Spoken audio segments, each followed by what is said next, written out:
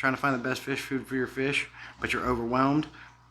Well, the fact that you're watching this video and you're doing your research puts you a step above the rest. So let's get right into it. You want to stick around for this video because you also want to know what's good, bad, and everything in between, right? So let's get right into it. Let's make it easy. So good fish food ingredients are as follows. You want to get spirulina, krill, Antarctic squid.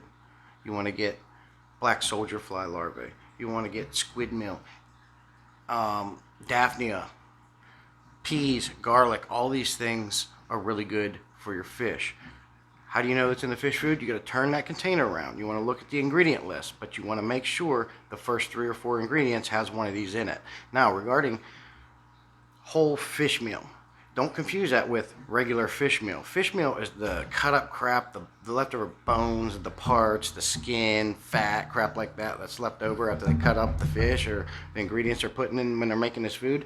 That should go in the garbage, but it doesn't, and they throw it in there.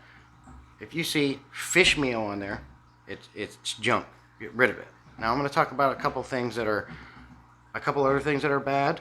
So you can stick around because these are just important as knowing the good ingredients in the fish as well, because you need to know what to look out for. So, what are some crap stuff you don't want in your food? We want to be on the lookout for things like fillers, grain-based fillers, things like corn, soy, rice and wheat products.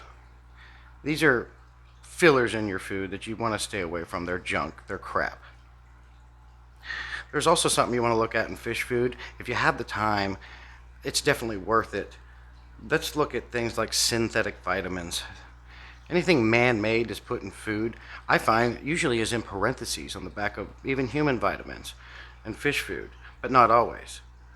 But you want to be on the lookout and stay away from things like ascorbic acid, fish meal. We discussed that one.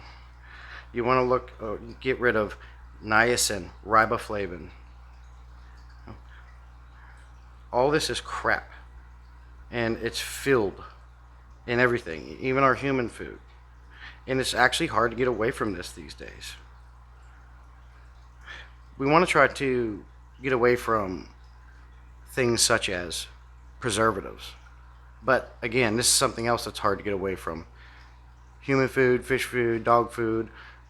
We put preservatives in food now to give it a longer shelf life, make it last longer, which in a sense is cool, because it saves you money. You're not buying it as less. It doesn't expire and go as bad as fast. But I mean, you should only be buying the amount of food you need to last you, a few weeks to a month, because everything has a shelf life, and you definitely don't want to feed your fish bad food.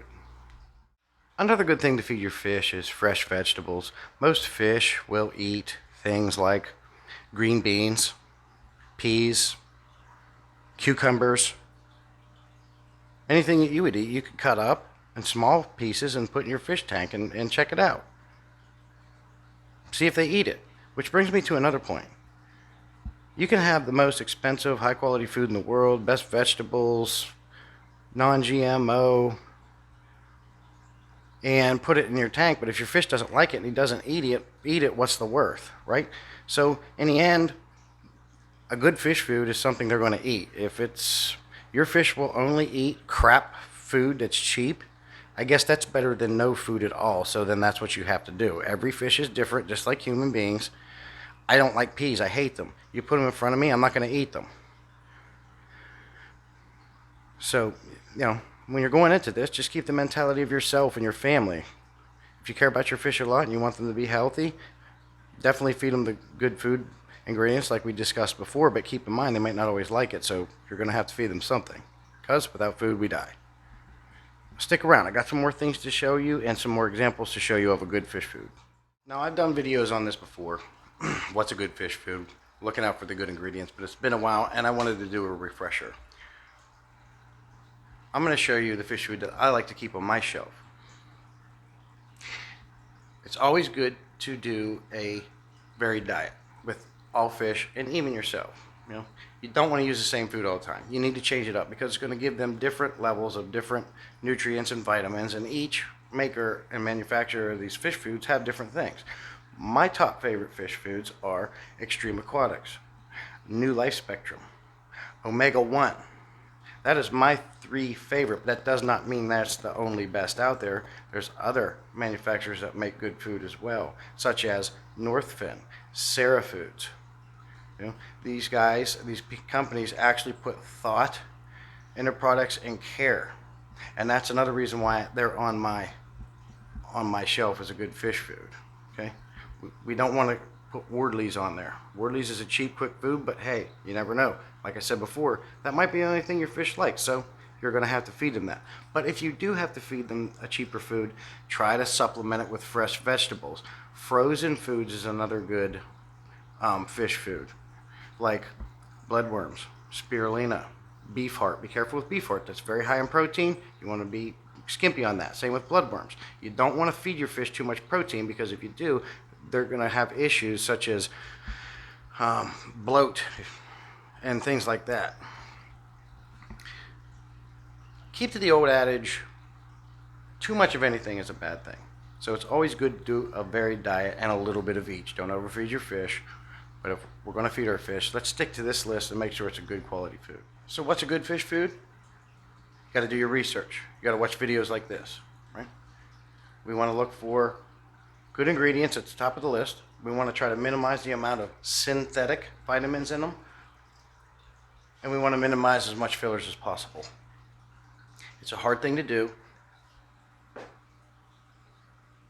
but in the end, it's something you're going to have to experiment and research with, because every fish is different. Your fish are going to be different than mine. Like I said, they may not like it. If they don't eat it, you got to give them something. So you're going to have to experiment with that, but also supplement with vegetables and things like that we discussed.